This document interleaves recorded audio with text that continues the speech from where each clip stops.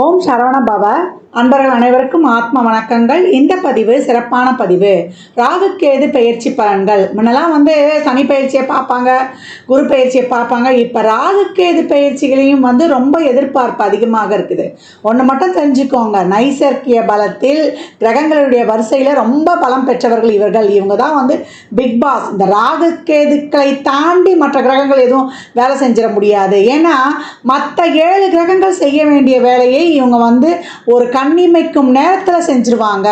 அவங்க ஒவ்வொரு வருடமும் வருகின்ற 1.5 வருடம் 18 மாதம் கழித்து அவங்க ஒவ்வொரு ராசியையும் ஆன்டி கிளாக் வைஸாக நம்மளுக்கு அவங்க சுற்றி வரும் பொழுது அந்த பாவம் தொட்டு நடைபெற வேண்டிய செயலை இவங்க பண்ணி முடிச்சிருவாங்க. அந்த கிரகம் பண்ண தாமதித்தாலும் எனக்கு தெரியலப்பா எப்படி தான் நடந்தது இந்த விஷயம்னு, கண்ணிமைக்கிற நேரத்தில் நடந்துருச்சுப்பா, எப்படி தான் நான் நல்லா தெளிவாக தாங்க இருந்தேன், எப்படி தான் அந்த பத்திரத்தில் சைன் போடன்னு தெரில, நல்லா தாங்க கேர்ஃபுல்லாக தாங்க போனேன், இந்த வண்டி எப்படி தான் நான் தெரியாமல் ஒரு விபத்தில் மாட்டிடுச்சின்னு தெரியல அப்படின்னு சொல்கிறோம் இல்லையா.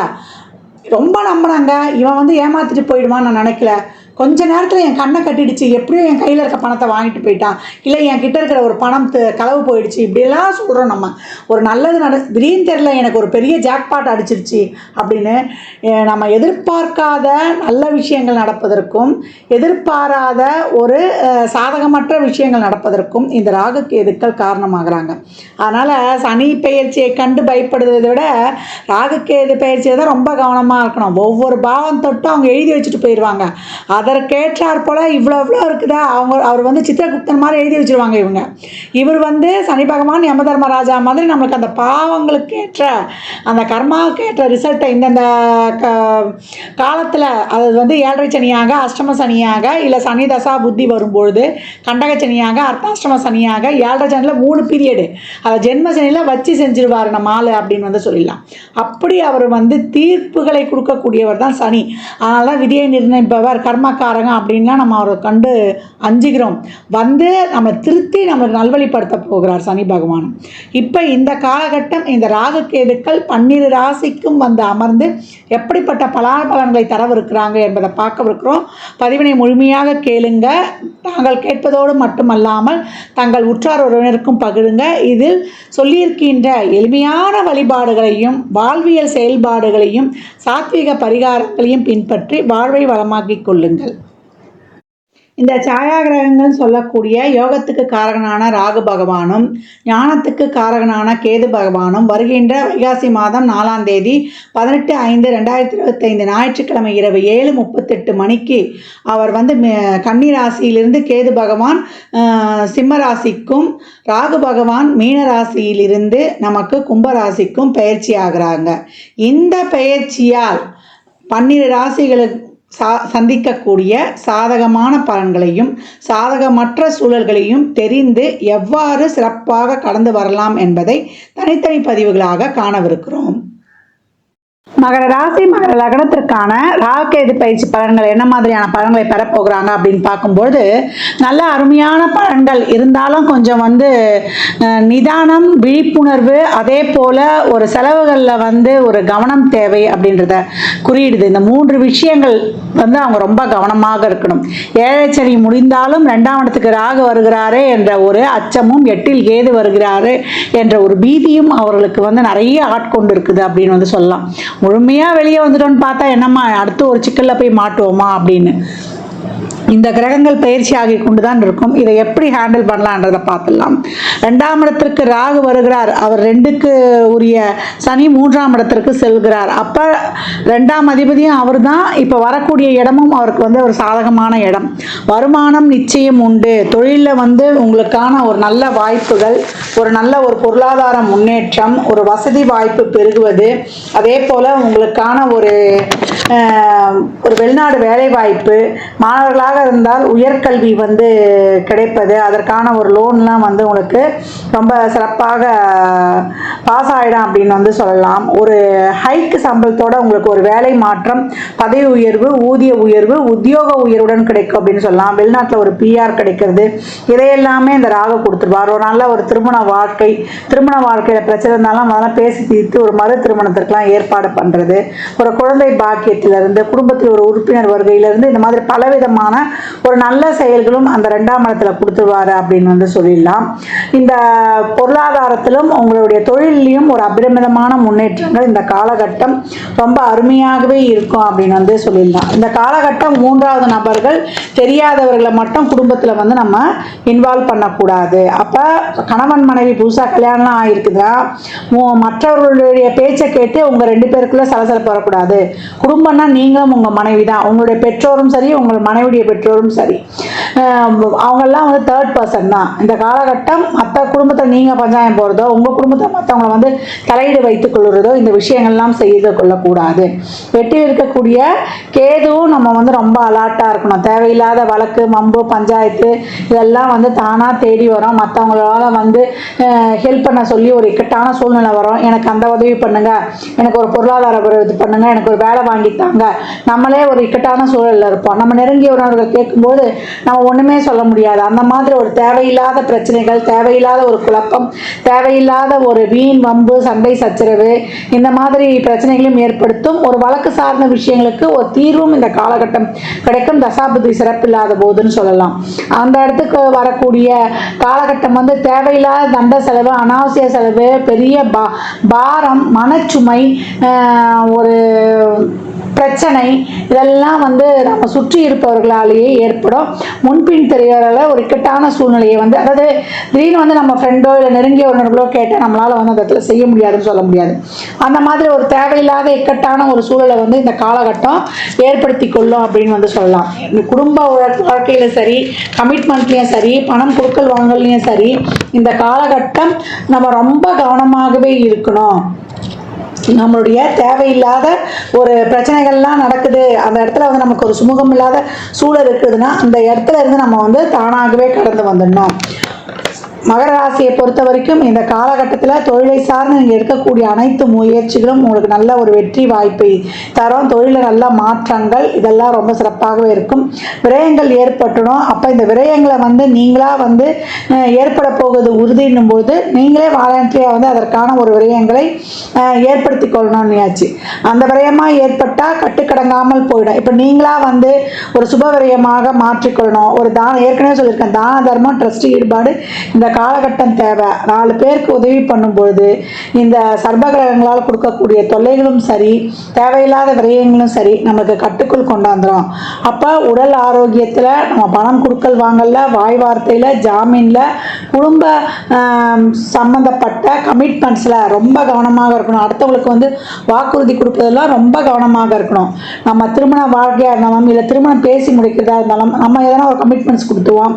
அப்புறம் கலத்திர வீட்டில் இருந்து நீங்கள் இதெல்லாம் சொன்னீங்க சரியாக நிறைவேற்றல, ஏன்னா நிறைவேற்றக்கூடிய சூழல்லாம் நம்மளுக்கு வந்து ஒரு அப்ஸ் அண்ட் டவுன்ஸ், ஒரு ஏற்ற இறக்கங்களோடு காணப்படும். அதனால் அளவுக்கு மீறி எதையுமே வந்து இந்த காலகட்டம் ஒத்துக்கொள்ளக்கூடாது. கம்மியாக சொல்லிட்டு கூட ஜாஸ்தி செஞ்சிடலாம். நிறைய சொல்லிட்டு கம்மியாக செஞ்சோன்னா நம்ம மேலே ஒரு நம்பகமற்ற தன்மை அந்த இடத்துல வந்துவிடும் அப்படின்னு வந்து சொல்லியாச்சு. இந்த காலகட்டம் நல்ல பொருளாதாரமும் தொழிலில் நல்ல ஒரு முன்னேற்றமும் ஏற்பட்டுடும். உங்களுடைய ஆரோக்கியம், உங்களுக்கு ஒரு மனசு ஒரு நிறைவாக இருக்கான்னா அதெல்லாம் வந்து கொஞ்சம் அவ்வளோ திருப்தியாக இல்லாத சூழல் ஏற்பட்டுடும் அப்படின்னு வந்து சொல்லலாம். குடும்ப வாழ்க்கையிலையும் நம்ம பணம் கொடுக்கல் வாங்கலே, நான் ஏற்கனவே சொன்ன மாதிரி குடும்ப உறவுலையும் திருமண விஷயத்துலையும் ரொம்ப கவனமாக முடிவெடுக்கணும். எந்த ஒரு விஷயத்துலையுமே நீங்கள் வாக்கு கொடுக்கறதுக்கு முன்னாடி இல்லை பேச்சுவார்த்தை கொடுக்கறதுக்கு முன்னாடி, ஒத்துக்கொள்வதற்கு முன்னாடி ரொம்ப கவனமாக இருக்கணும். இந்த ராகு கேது பெயர்ச்சி உங்களை பொறுத்த வரைக்கும் ரொம்ப உங்களுக்கு வந்து ஒரு பொருளாதார முன்னேற்றத்தையும், ஒரு சமூகத்தில் உங்களுக்கான ஒரு நல்ல ஒரு பெயர் புகழ் அந்தஸ்து இதெல்லாம் எல்லாமே ஒரு தொழில் ரீதியாக, ஒரு சமுதாய ரீதியாக உங்களுக்கு வந்து சிறப்பாக கொடுத்தாலுமே விரயங்களும் குடும்பம் சார்ந்த விஷயங்கள்ல கொஞ்சம் கூடுதல் கவனம் தேவை என்பதை வந்து வலியுறுத்துது. அந்த விரயங்கள்லாம் வந்து நீங்கள் சுப விரயங்களாக மாற்றிக்கொள்ளணும். ராகுவால் ஏற்படக்கூடிய அனைத்து பிரச்சனைகளையும் குருவானவர் உங்களுக்கு வந்து நல்லா தீர்த்து கொடுத்துருவாரு. 8ஆம் இடம் சம்பந்தப்பட்ட அனைத்து விதமான பிரச்சனைகளுக்கும் நீங்கள் வந்து ரொம்ப பொறுமையாக நிதானமாக தேவையில்லாத வம்பு வழக்கு வியாஜ்யங்களையும் இல்லாமல் பண்ணிடும். ஏற்படுத்தும், இல்லை நம்ம அதில் போய் மாட்டிக்கக்கூடிய சூழலையும் ஏற்படுத்தும். அப்போ நம்ம இதை எப்படி டேக்கிள் பண்ண போகிறோன்றதெல்லாம் நம்மளுடைய நடைமுறையை பொறுத்து. அப்போ நம்மளுக்கு இந்த காலகட்டத்திலலாம் தேடி வரும்பொழுது நம்ம அதுலேருந்து பக்குவமாக நம்ம கடந்து வந்துடணும். நான் ஏற்கனவே சொன்ன மாதிரி நம்மளுக்கு எரிச்சல் மூற்றா மாதிரி நம்மளுக்கு தேவையில்லாத ஒரு கவலை ரொம்ப வழக்கு பிரச்சனைகளை உண்டு பண்ணுற மாதிரி சூழல்லாம் தென்படுது, அந்த மாதிரி உருவாக போகுது அப்படின்னு நம்மளுக்குள்ளேயே ஒரு இன்ட்யூஷன் ஏற்பட்டால் அந்த இடத்த விட்டு நம்ம கடந்து வந்துடுவது நல்லது. மகரம் எப்போவுமே எதுக்குமே யாரையுமே இந்த காலகட்டம் சப்ஸ்டியூட் வைக்கக்கூடாது. உங்கள் வேலைகளை, உங்கள் அலுவலகங்களை, உங்கள் சம்மந்தப்பட்ட விஷயங்களை, அது குடும்பமானாலும் சரி, தொழில் செய்கிற இடங்களாலும் இருந்தாலும் சரி, நீங்கள் தான் அதை முன்னின்று எடுத்து செல்லணும். அப்போ தான் இந்த காலகட்டம் சிறப்பாக இருக்கும். மற்றவர்களை நம்பி அந்த வேலைகளெல்லாம் கொள்ளக்கூடாது. அப்போ இந்த காலகட்டம் குடும்பம், உடல் நிலையில், அதே போல் உறவுகளில், நம்ம விரயம் சம்மந்தப்பட்ட விஷயங்களில் கொஞ்சம் கூடுதல் கவனம் இருக்கணும். அடுத்தவங்ககிட்ட நம்ம பணம் கொடுக்கறவங்கள் ஒரு இடத்துல எடுத்து போய் முதலீடு பண்ணுறதெல்லாம் ரொம்ப கவனமாக இருக்கணும். விரயம் ஏற்கனவே தேவையில்லாத தண்ட செலவு ஓப்பன் ஆகிடும் அப்படின்னு சொல்லிட்டோம். அப்போ அதை எப்படி கட்டுப்படுத்தணும்னா, நம்ம நிறைய தான தர்மங்கள் பண்ணும்போது, சாதுக்கள், சன்னியாசிகள், ஆதரவற்றவருக்கு நம்ம உதவிக்கரம் நீட்டும் பொழுது, தூய்மை பணியாளர்களுக்கு நம்மால் இயன்றதை எளிமை நிலையில் வாழ்வில் அடிமட்டத்தில் இருக்கிறவர்களுக்கு உதவி செய்யும் பொழுது மகரம் நல்லா சிறப்பாக சிகரத்தை தொடரக்கூடிய ஒரு உன்னதமான பலன்களை பெறும். நல்லா உழைக்கணும். எவ்வளோக்கு எவ்வளோ உழைக்கிறதுக்கு நீங்கள் அசராமல் உங்களுடைய உழைப்பை போட்டு நீங்கள் உங்களுடைய வாழ்வையும் உங்களுடைய மூளை உழைப்பையும் உங்களுடைய உடல் உழைப்பையும் தாராளமாக தரும் பொழுது இந்த காலகட்டம் ஏற்கனவே மகரம் ஒரு பேட்டர்ன் மேக்கர்ஸ்ன்னு சொல்லலாம். அடுத்தவங்களுக்கெல்லாம் ஒரு வழிகாட்டக்கூடியவர்கள். அவங்களுக்குன்னு வரும்போது அங்கங்கே கொஞ்சம் சின்ன குழப்பம் ஏற்பட்டுடும். இந்த காலகட்டம் விரயங்களை தவிர்ப்பதற்கு உங்களுடைய ஃபிசிக்கல் ட்ரெயினையும் மென்டல் ட்ரெயினையும் நிறைய யூஸ் பண்ணும்போது இந்த விரயங்கள்லாம் உங்களுக்கு கட்டுப்படும். தான தர்மங்கள் செய்யும் போதும் கட்டுப்படும். நீங்கள் அமைதியாக இருந்தீங்கன்னா பிரச்சனை உங்ககிட்ட வர்றதுக்கு யோசிக்கும். அடக்கமாக இருந்தால் பிரச்சனையே வராது. தான தர்மங்கள்லாம் செய்யும்போது இந்த 2ல் இருக்கக்கூடிய ராகுவும் 8ல் இருக்கக்கூடிய கேது, பெரும்பாலும் கேது தான். ராகு உங்களுக்கு நன்மையை கொடுத்துருவாரு. ஜாக்பாட் வர அளவுக்கு ஒரு நல்ல ஒரு யோகத்தை கொடுத்துருவாரு அப்படின்னு சொல்லலாம். அது ஏதாவது பிரச்சனை பண்ணால் கூட குரு பார்வை அதை நிவர்த்தி பண்ணிடும். இந்த 8 இருக்கக்கூடிய கேதுவை சாந்தப்படுத்துவதற்கு தான் நிறைய தான தர்மங்கள், நல்ல மெடிடேஷன், யோகா இதெல்லாம் பண்ணி உடல் ஆரோக்கியத்தில் கூடுதல் கவனமும், பம்பு வழக்கு வியாஜயங்கள் சார்ந்த விதத்தில் அதிக விழிப்புணர்வும் தேவை. மகர ராசி லக்னக்கார அன்பர்கள் இந்த காலகட்டம் கோளறு பதிகம் படித்து கொண்டு வருவதும், கந்தர் அலங்காரத்தில் வரக்கூடிய 38வது பாடலை படிப்பதும், சனிக்கிழமை தோறும் அன்னதானம் செய்வதும் உங்களுடைய வாழ்க்கைக்கு மிக சிறப்பான முன்னேற்றங்களை தாராளமாக தந்து உதவும் அப்படின்னு சொல்லலாம். இந்த பலன்கள்லாம் கோள்களின் கோச்சார நகர் வைத்து சொல்லப்பட்டிருக்கு. உங்கள் சுய ஜாதகத்தில் இப்போ என்ன தசாபுத்தி நடக்குது, அது எதற்காக உங்களுக்கு ஊக்கப்படுத்துது, அது திருமணம், குழந்தை பாக்கியத்திற்கா இல்லை பொருளாதார முன்னேற்றத்திற்கா என்பதெல்லாம் உங்கள் சுய ஜாதகங்கள் ஆய்வு செய்வதன் மூலம் மட்டுமே நாம் தெள்ள தெளிவாக அறிந்து கொள்ள முடியும். ஆக மொத்தத்தில் மகரம் நல்லா சிறப்பாக வருமானம் வரும். அந்த வருமானத்தை ஒரு பகுதியை எடுத்து வச்சு நீங்கள் தான தர்மம் பண்ணும்போது உங்களுக்கு அனைத்து விதமான இப்போ குடும்பத்தில் ஏற்படக்கூடிய பிரச்சனை, வம்பு வழக்குகளில் ஏற்படக்கூடிய பிரச்சனை, எல்லா பிரச்சனையும் தீர்ந்து அனைத்திலும் சுமூகமான நற்பலன்களையே காண்பது திண்ணம். அது உறுதியாக சொல்லிடலாம், எழுதி கொடுத்துடலாம். எவ்வளோக்கு எவ்வளோ அனைத்து உயிர்களையும் உங்களை மாறி மகிழ்வித்து மகிழும் பொழுது உங்களுக்கு நிரந்தரமான நிறைவான மனமகிழ்ச்சி நிச்சயம் உண்டு. தொல்லைகள்லேருந்து விடுபட்டுடுவீங்க, பிரச்சனைகள்லேருந்து வெளியில் வந்துடுவீங்க அப்படின்னு தாராளமாக கூறலாம். மகர ராசி லக்னக்கார அன்பர்களுக்கு என் மனமார்ந்த வாழ்த்துக்களை தெரிவித்துக் கொள்கிறேன். பசுவுக்கு எவ்வளோக்கு எவ்வளோ நீங்கள் அன்னதானம் பண்ணுறீங்களோ, பசு பாதுகாப்பு, பசுக்களுக்கான ஒரு சேவையில் இந்த பாதுகாப்பு பணியில் ஈடுபடும் போது உங்களுடைய வாழ்க்கையில் அடுத்த கட்டத்துக்கு நீங்கள் உயர்வீங்க. அந்த வளர்ச்சியை உங்களுக்கு தானாகவே வந்தடையும்.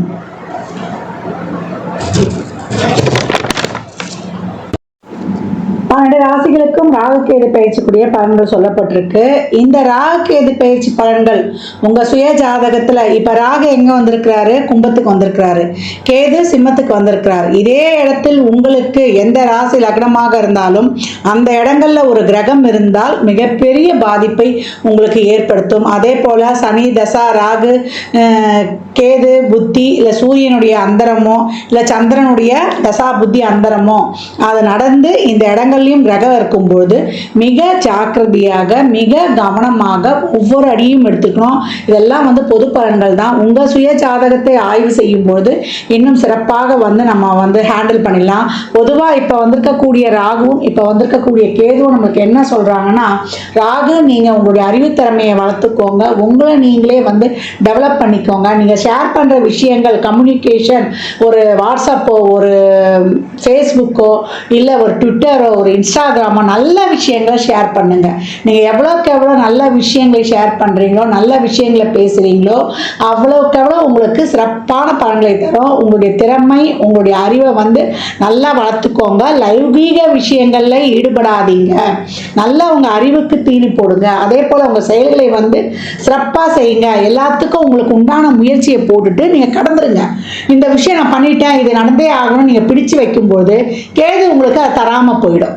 அப்போ கேது சொல்கிறது என்னன்னா, உங்களுடைய உழைப்பை சிறப்பாக தீவிரமாக எதையும் எதிர்பார்க்காம போட்டு நீங்கள் கடக்கும் பொழுது உங்களுக்கு சிறப்பான பலன்களை நான் தரேன் அப்படின்னு சொல்லுது. அப்போ 5ஆம் பாவம் உங்களுக்கு சிறப்பாக அந்த பூர்வ புண்ணியம் ஆக்டிவேட் ஆகி உங்களுக்கு முழுமையான லாபத்தை பெற்றுக்கொள்வதற்கு என்ன பண்ணணும்னா, சிறப்பாக திறம்பட உங்கள் மூளையையும் உங்கள் உடல் உழைப்பையும் போடும் பொழுது, நேரம் காலம் பார்க்காமல் உழைக்கும் பொழுது உங்களுடைய 5ஆம் இடம் என்னக்கூடிய அந்த பூர்வ புண்ணிய ஸ்தானத்தில் இருக்க கேது உங்களுடைய வாழ்க்கையில் அடுத்த கட்ட நகர்வுக்கு நேர் வழியில் ஒரு பிரின்சிபலோட, ஒரு கொள்கையோட, ஒரு கட்டமைப்போட, ஒரு டைம் பாஸ்க்குள்ள உங்களை ஃபிக்ஸ் பண்ணி சிறப்பாக உழைக்கும் பொழுது 11 என்ற இருக்க லாபம் உங்களுக்கு மிகப்பெரிய ஒரு எதிர்பார்க்காத ஒரு செல்வ வளமையையும் ஒரு நல்ல லைம் லைட்லையும் உங்களுக்கு தெரிவிச்சிடும் அப்படின்னு சொல்லலாம்.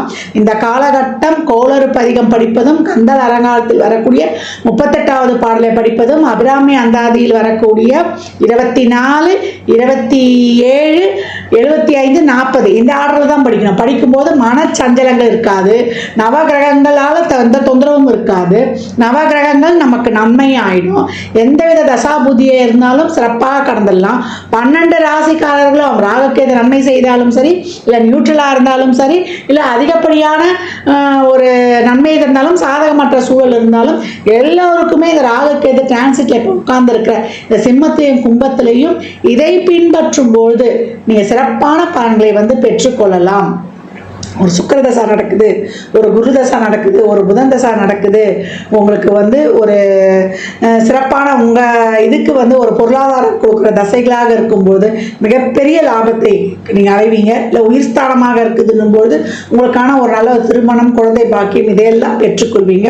இதற்கெல்லாம் உங்கள் சுய ஜாதகத்தை ஆய்வு செய்து கொள்ளணும். அதே போல் கேது பாசிட்டிவாக ஆக்டிவேட் ஆகணும் அப்படின்றவங்கெல்லாம் ஆயில்யம், மிருகசீரிஷம், ரோகிணி நட்சத்திரம் வரக்கூடிய நாட்களில், இல்லை கேது உங்களுக்கு இப்போ 5ஆம் பாவம் இருக்குது, அந்த பாவம் சிறப்பாக ஆக்டிவேட் ஆகணும் அப்படின்றவங்களாம், இந்த பாம்பு பிடிக்கிறவங்க இருக்காங்க இல்லையா, இந்த ராகுக்கேதுக்கள் இப்போ முழுமையான பலனை தரணும். பூர்வ புண்ணியம் சிறப்பாக ஆக்டிவேட் ஆகணும். 11 என்ற உங்களுடைய ஆழ்மன எண்ணங்கள், விருப்பங்கள் இதெல்லாம் நிறைவேறணும் அப்படின்னா, இந்த பாம்பு பிடிக்கிறவங்களாம் ரொம்ப ஒன்றும் வசதி வாய்ப்போடு இருக்க மாட்டாங்க. அவங்களுக்கு இந்த நட்சத்திர நாட்களில் உதவி செய்கிறது மிக சிறப்பான பலன்களை உங்களுக்கு அள்ளித்தரும். ஆயில்யத்தை ஃபஸ்ட்டு எடுத்துக்கோங்க, அதுக்கப்புறம் மிருகசீரிஷம், ரோகிணி எடுத்துக்கோங்க. இந்த நட்சத்திரத்தில் ஒரு கிரகம் இருந்து அது எத்தனாவது பாவமாக வருதோ அந்த பாவமும் உங்களுக்கு சிறப்பாக ஆக்டிவேட் ஆக இந்த வாழ்வியல் செயல்பாடு, இது பரிகாரம் இல்லை, இது பரிகாரமாகவும் எடுத்துக்கலாம். இது வந்து ஒரு வாழ்வியல் செயல்பாடு, மற்றவங்களுக்கு உதவுது. இந்த காலகட்டம் வர்ற வருமானத்தில் ஒரு பகுதியை முதல்ல நீங்கள் தான தர்மத்துக்கு எடுத்து வைக்கும் பொழுது, கேதுனாலே ஆதரவற்றவர்கள், யாரும் இல்லாதவர்கள், அவங்களுக்கெல்லாம் நீங்கள் எவ்வளோக்கு எவ்வளோ உதவி பண்ணுறீங்களோ அவ்வளோக்கு அவ்வளோ உங்களுக்கு மிகப்பெரிய ஒரு நிரந்தரமான செல்வ வளமையெல்லாம் நீங்கள் மிக சிறப்பாக பெற்றுக்கொள்ளலாம். அது கண்கூடாக காணலாம். அந்த ஒரு மன அமைதி, மன நிம்மதி, மன நிறைவு கிடைக்கும். நடக்கக்கூடிய செயல்கள்லாம் ரொம்ப சிறப்பாக, ஏன்னா ஒரிஜினல் 5லேயே கேது சம்மந்தப்பட்டார். அப்போ இயற்கையாகவே அந்த மன சோர்வு ஏற்பட்டுடும், மன அழுத்தம் ஏற்படும். இதை போக்கிக் கொள்வதற்கு நிறைய ட்ரஸ்ட் ஈடுபாடு, இறை வழிபாடு, தான தர்மங்கள்லாம் செய்யும்போது ஏழையின் சிரிப்பில் இறைவனை காணலாம்னு சொல்லிட்டான். அப்போ நீங்கள் இறைவனை கூட வணங்க வேண்டாம், ஏழைகளுக்கு உதவ உங்களுடைய கர்மாவும் குறையும், உங்கள் மன இறுக்கமும் தீரும், உங்களுக்கு இயற்கையாகவே அந்த மன நிறைவும் சந்தோஷமும் தானாகவே ஏற்பட்டுடும். உங்கள் கர்மா கிளென்சிங் ஆகிறத கண்கூடாக பார்க்கலாம். இந்த பலன்கள் எல்லாம் வந்து நல்லா நடைபெறுவதற்கு இந்த வாழ்வியல் வழிபாடுகளை நீங்கள் பின்பற்றுங்க. இந்த பதிவை தவறாமல் கேளுங்க. நீங்கள் கேட்பதோடு மட்டுமல்லாமல் உங்கள் உற்றார் உறவினருக்கும் பகிருங்க. தங்களிடம் விடைபெற்றுக் கொள்வது ஆதித்ய சொர்ணலக்ஷ்மி. ஜாதகம் பார்க்க விரும்பும் அன்பர்கள் இந்த எண்ணிற்கு ஒரு மெசேஜ் செய்யுங்க. தங்களுக்கான விவரங்கள் அளிக்கப்படும். அப்பாயின்மெண்ட் பெற்றுக்கொள்ளலாம். ஜாதகம் சிறந்த முறையில் கணித்து பார்த்து தரப்படும். வாஸ்து பார்த்து தரப்படும். வாஸ்துப்படி வீடு கட்ட பிளான்கள் போட்டு தரப்படும். எண்ணியல் பார்த்து தரப்படும். நியூமராலஜி படி பிறந்த குழந்தைகளுக்கும் தொழிற்சாலைகளுக்கும் பெயர் வைத்து உங்கள் வாழ்வை வளமாக்கிக் கொள்ளலாம். சுபமுகூர்த்த நாட்கள் குறித்து தரப்படும். அவரவர் சேவைக்குண்டான கட்டணத்தை செலுத்தி சிறப்பான சேவைகளை பெற்று உங்கள் வாழ்வை வளமாக்கிக் கொள்ளலாம். மற்றும் ஒரு சிறப்பான பதிவில் சந்திக்கும் வரை தங்களிடமிருந்து விடைபெற்றுக் கொள்வது ஆதித்ய சொர்ணலக்ஷ்மி. மிக்க நன்றிகள். வாழ்க வளமுடன். நற்பவி நற்செழி. இறையருளால் அனைத்தும் நிறைவாகட்டும்.